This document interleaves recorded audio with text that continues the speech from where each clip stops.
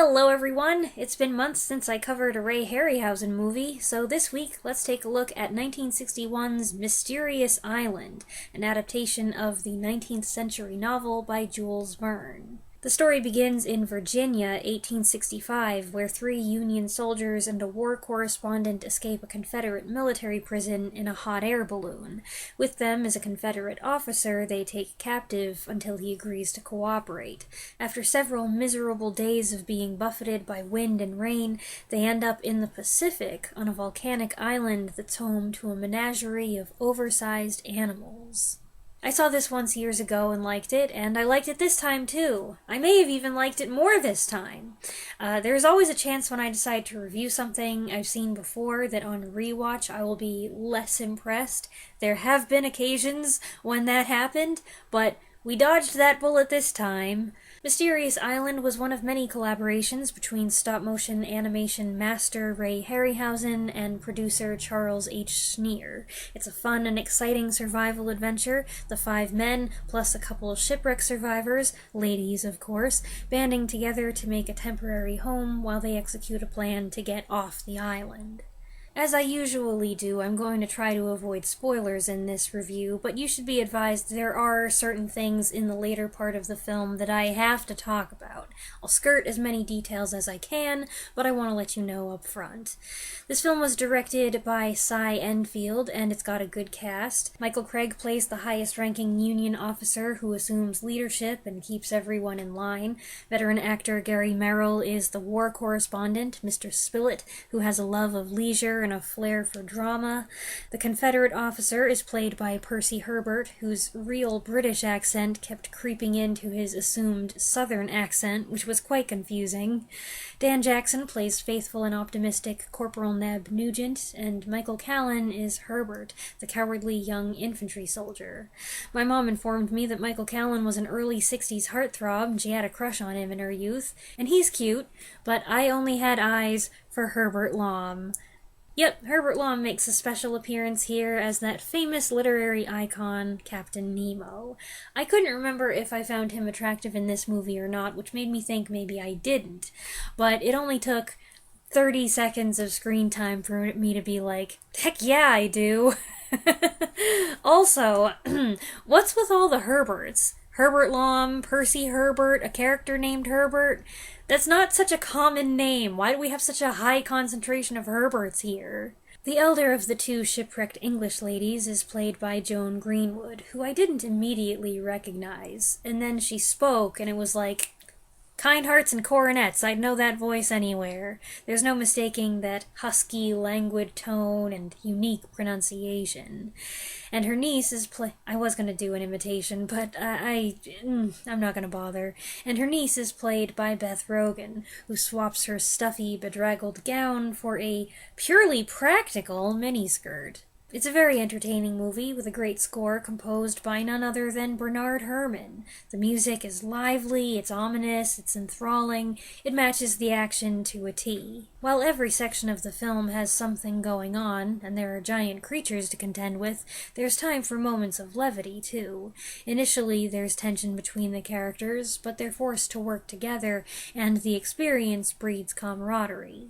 The film's got its share of improbabilities, like the fact that Michael Callan's hair is always perfectly coiffed, Elvis style, and as thrilling as the escape sequence at the beginning is, it's a ridiculous premise. Unless I'm wrong and the Confederates were doing a lot with hot air balloons, I don't know, it's not something I've ever researched, but I've never heard of that being a military tactic they were using.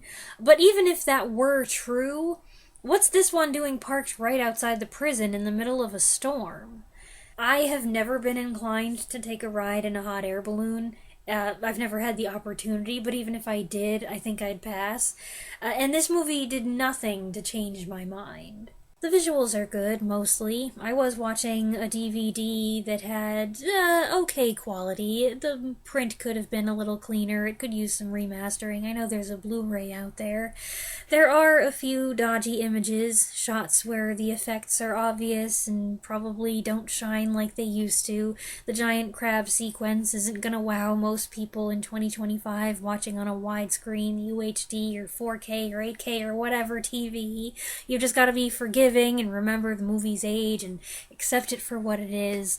And anyway, it's better than Attack of the Crab Monsters, isn't it? Other creatures include a goofy-looking bird, some giant angry bees, and a sea monster. Where there's Captain Nemo, there's gotta be a sea monster.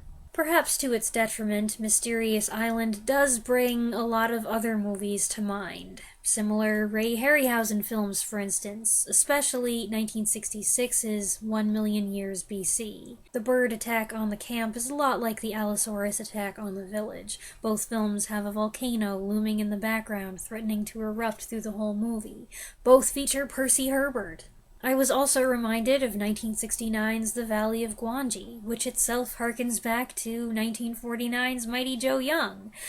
But while there might be a sense of deja vu if you analyze these films or you view these films close together, it's not a scene one, scene 'em all kind of situation. They've each got different settings and scenarios, different actors, different characters, and different creatures.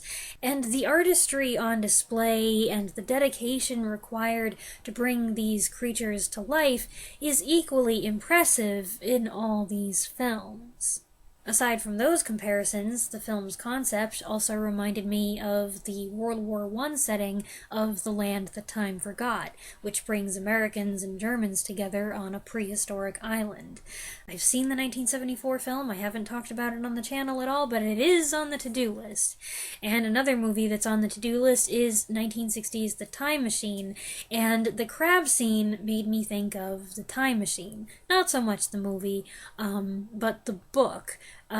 Because there are crabs in that, right? When the time traveler goes deep into the future, it's just crabs. Sounds so weird. But the story to which Mysterious Island has the strongest connection, and indeed it is an official tie, is 20,000 Leagues Under the Sea. Both books were penned by prophetic French novelist Jules Verne, who became known as the father of science fiction. 20,000 Leagues Under the Sea was published in 1870, The Mysterious Island was published in 1875, and while it's not exactly chronological, it is a sequel of sorts. Our survivors find the most convenient chest in the world, which provides them with tools, guns, hair accessories, a sextant, a telescope, maps, pots and pans, and a copy of Robinson Crusoe. This chest, they discover, came from the Nautilus, the underwater vessel designed by the notorious Captain Nemo. Certain members of our group are familiar with his story and debate his character and his aggressive form of pacifism. Eventually the Nautilus, or part of it, is found on the island, and we get a glimpse of its captain's swanky quarters, and then at last the man himself appears. Do you need to be familiar with Nemo and the Nautilus and the events of 20,000 Leagues Under the Sea to understand these developments? No, I don't think so, and it might even make it more confusing if you are familiar with what happened in the previous book. The script offers all the context you need to know to fill in the gaps. While I had already read 20,000 Leagues when I saw Mysterious Island the first time, there were years intervening and I remembered nothing, and I don't think I suffered. This time, however, I decided it might be a good idea to refresh my memory on what happens in 20,000 Leagues Under the Sea first. And in anticipation that it would come up in the comments, since it came out just a few years earlier, and several of you have recommended it to me before, I chose the 1954 Walt Disney production. Here's my mini-review of 20,000 Leagues Under the Sea. In the mid-19th century, reports of a giant sea monster destroying ships on the ocean launch an investigation into the true cause of the attacks. Is it really a monster, or is it something man-made that lurks beneath the ocean's surface? Kirk Douglas, Paul Lucas, and Peter Lorre play the three men who are forcibly taken aboard the Nautilus when their own warship is sunk, and James Mason stars as Nemo, the submarine's mysterious captain. I'm not in a position to say if this is a faithful adaptation. I struggled through the book when I was a kid, and I don't remember much about it, so I only had a vague sense of recognition, like, yeah, that seems familiar. I'm impressed, of course, with how prophetic and influential Jules Verne's narrative was. He envisioned things many decades before they came to be, and there are many elements that subsequent books and films have imitated. The cast is fun. Paul Lucas plays the optimistic, open-minded professor. Peter Lorre is his sober worrywart of an assistant, while Kirk Douglas is a fun-loving, freewheeling harpooner. I probably would have watched this sooner if I'd known Peter Lorre was in it, especially since Peter Lorre plus Kirk Douglas seems such an unlikely team. Douglas on his own has a crazy energy, playing the reckless rebel like an actor 15 years his junior, and to see him perform with Lorre was an unexpected source of amusement. I also liked their scenes with Nemo's pet seal, who was a great co-star.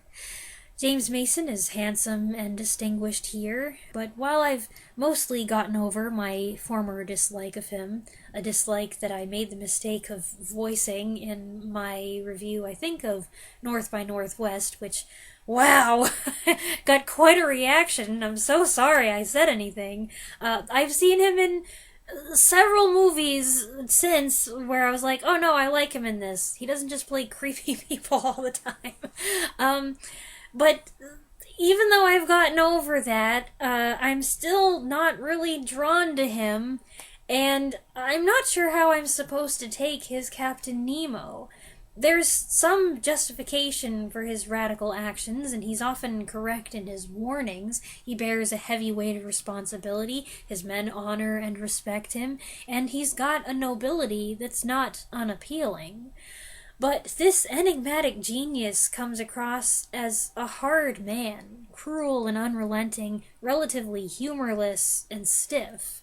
Honestly, he seems like kind of a jerk. I didn't like him. Was I supposed to? The music is good, the giant squid animation is interesting, it has some fun moments, but in general, I had more of a lukewarm reaction to this movie. And that's my mini review of 20,000 Leagues Under the Sea.